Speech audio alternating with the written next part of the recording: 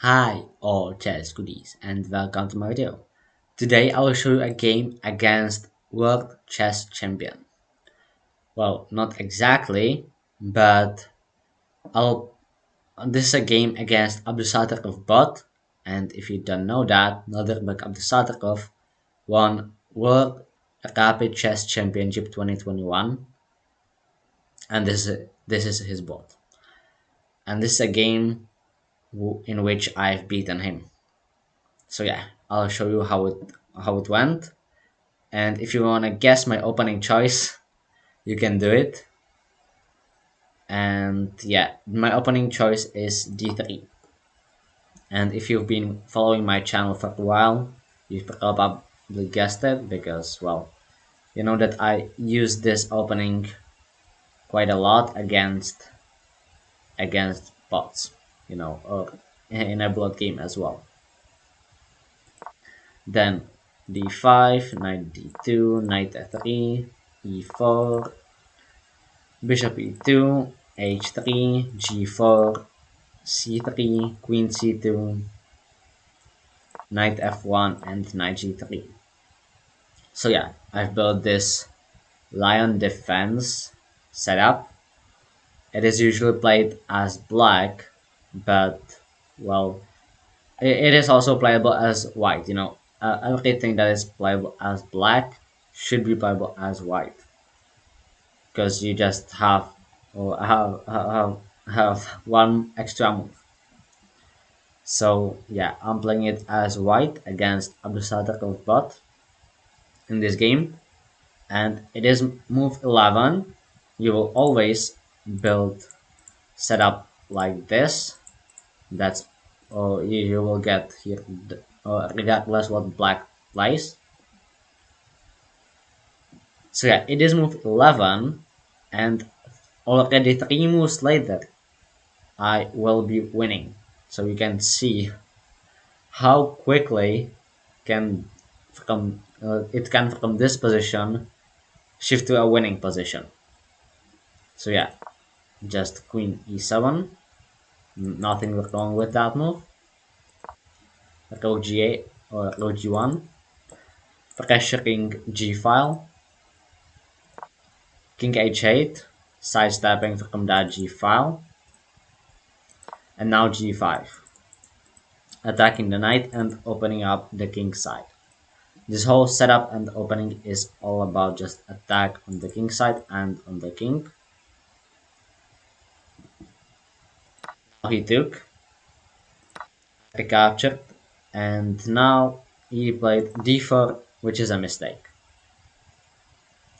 You can see that it's plus more than plus 2, so it is already winning. And yeah, there is only one winning move, so if you can, or if you wanna find that move, feel free to do it. Yeah, the move is knight h5, and that is you will just use the advantage of this spin. And believe it or not, this move is already winning black's queen.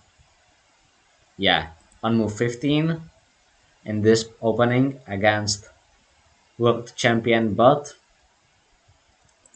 winning a queen. Why?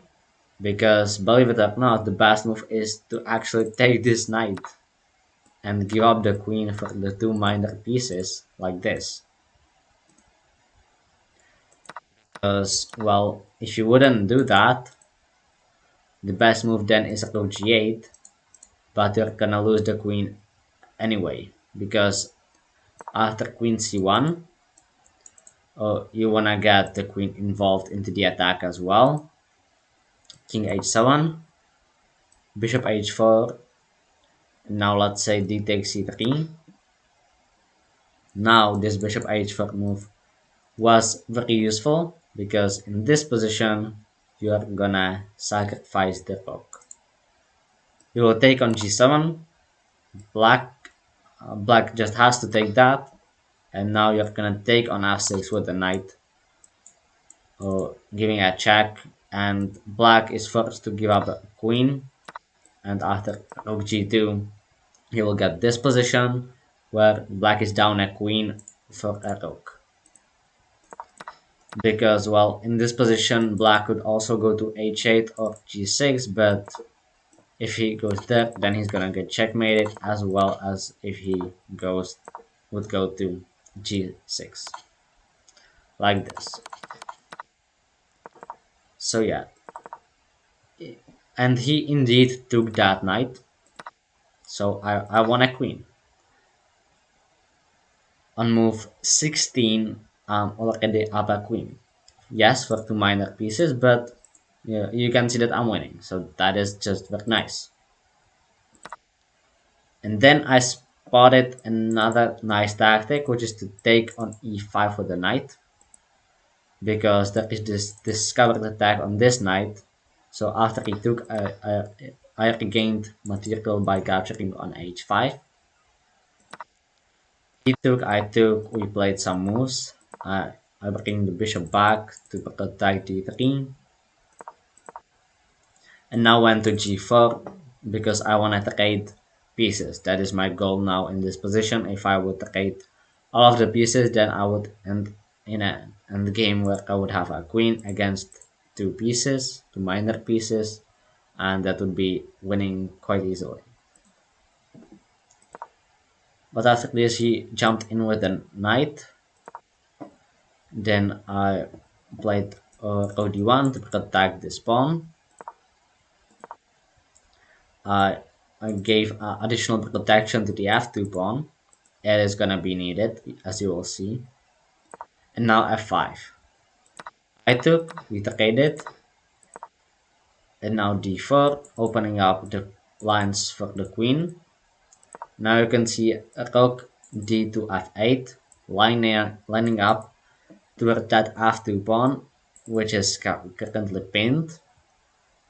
And yeah, so it is attacked somehow by both of these two rooks, and also the knight can potentially attack it somehow like this, and the bishop is also eyeing there. So yeah, this f2 pawn is under fire, but it is also protected somehow nicely. So it is fine. Now I attack the bishop.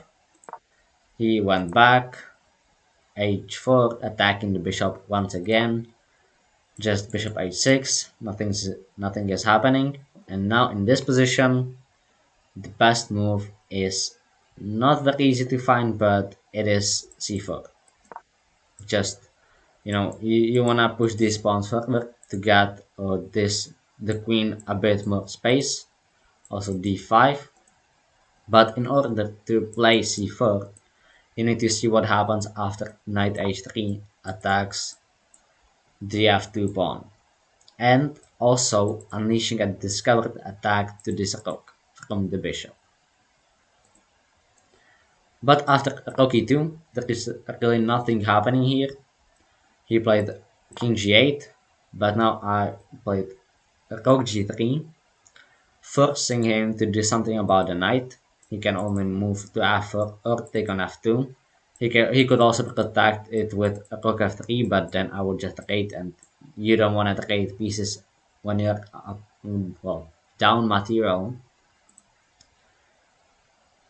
So yeah, he took on f2, which seems quite good at the first look.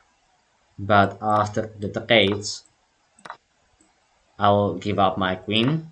But after the trades, you see that we've ended up in an endgame where I'm just an exchange up with unequal pawns. This is just winning, this is just easily winning. But let's say in this position, you can see that there is a lot of tension and a lot of pressure at my king. So yeah, I will happily give up my queen to get this position where I have just easily winning endgame. So I did that, and then I've just slowly but surely improved my position.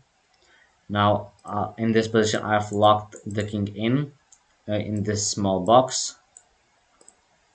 So he had to trade these pawns to get you know, a bit of a room to or space to maneuver with the king.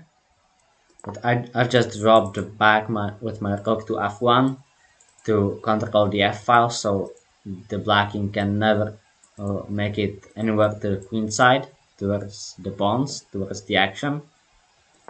So I've just improved my position by walking king upwards.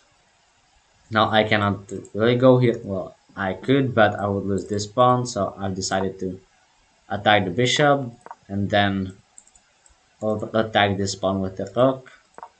I went here, and now d5 wins on the spot because you're gonna create a passed pawn, and the passed pawn is gonna be unstoppable.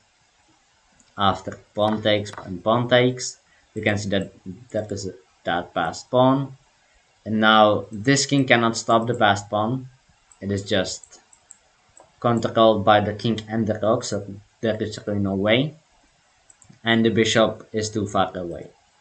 He tried with bishop c3, d6, and bishop a5. If I would push d7, then b5 would stop the pawn. Yes, you would have to sacrifice the bishop for that pawn, and it would be completely winning anyway. But I just played rook a4, so now b5 is impossible because I will take that. He went back. I I even took the pawn. You can do whatever you want in this position.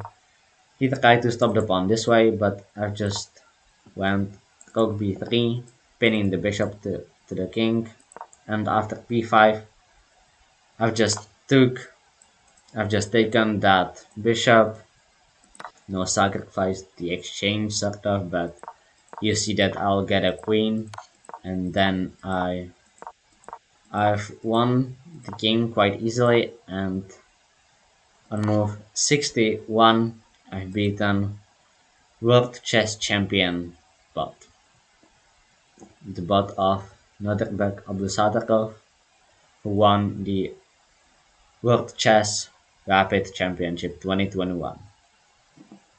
So yeah, this was quite a nice game, and you can see how this opening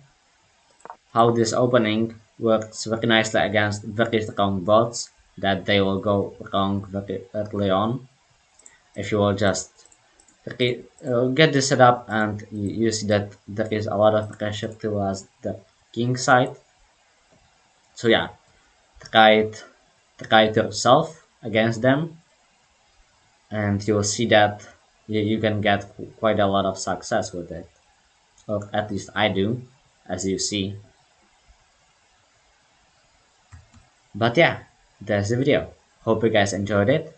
You can check out my other video here. Please like and subscribe, and thanks for watching.